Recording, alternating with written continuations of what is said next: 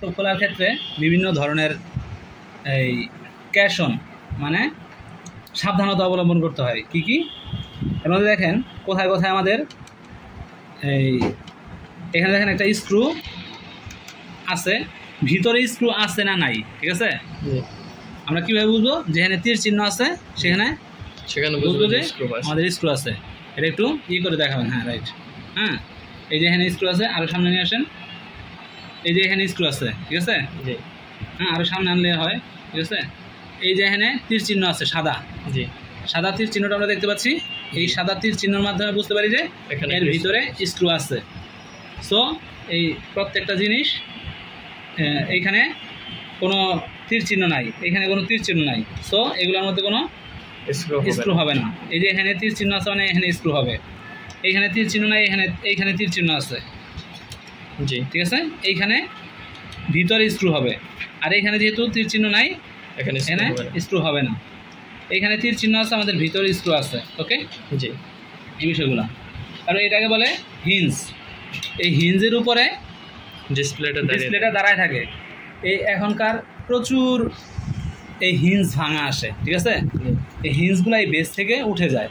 So এই base যখন উঠে যায়, এই জিনিসগুলোর আমাদের রিপেয়ার করা লাগে। এটা কি নতুন লাগানো লাগে? নতুন না, এইটাই রিপেয়ার করা যায়, ঠিক আছে? আবার কোনো সময় এখান থেকে ভেঙে যায়, কোনো সময় এখান থেকে ভেঙে যায়। তখন ভেঙে গেলে আবার এটা ঝালাই করা লাগে, ঠিক আছে? তো এটা হচ্ছে ডিসপ্লের কানেকশন, ঠিক আছে?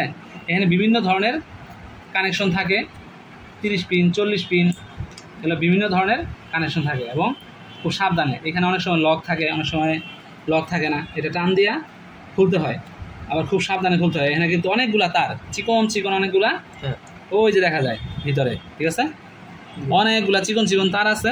এগুলো কিন্তু খুব সাবধানে খুলতে হয় খোলার সময়, যাতে ভেঙে না যায়। ওকে, তো আমরা এখন এই ব্যাটারিটা এখান থেকে ডিসকানেক্ট করে নিব। ব্যাটারিটা ডিসকানেক্ট করার জন্য আমাদেরকে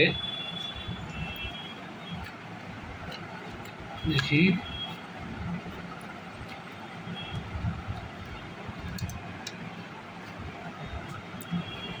ব্যাটারি অনেকটা বাইরে থেকে লাগানো থাকে না? হ্যাঁ, ব্যাটারি অনেকগুলা বাইরে থেকে লাগানো থাকে, আর অনেকগুলা ভিতরে লাগানো থাকে।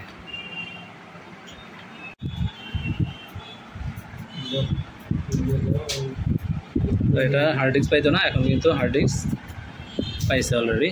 আমাদের হার্ড ডিস্ক কিন্তু ওপেন হচ্ছে। ওকে, আর এইখানে ওই সময় আমাদের যখন বায়োসটা ফল্টি ছিল, তখন বায়োসের যে রিডিং ছিল সেটা 1600 থেকে 2000 পর্যন্ত চলে গেছিলো। বাট এখন কিন্তু আমাদের 600 থেকে অনলি 400-এ কিন্তু চলে আসছে। 300 প্লাস বা 400 প্লাসে চলে আসছে এখন। উইন্ডোজও ওপেন হয়ে যাচ্ছে। ওকে, তার মানে বায়োস যে ফল্টি ছিল তার একটা ক্লু হচ্ছে যে আমাদের এখানে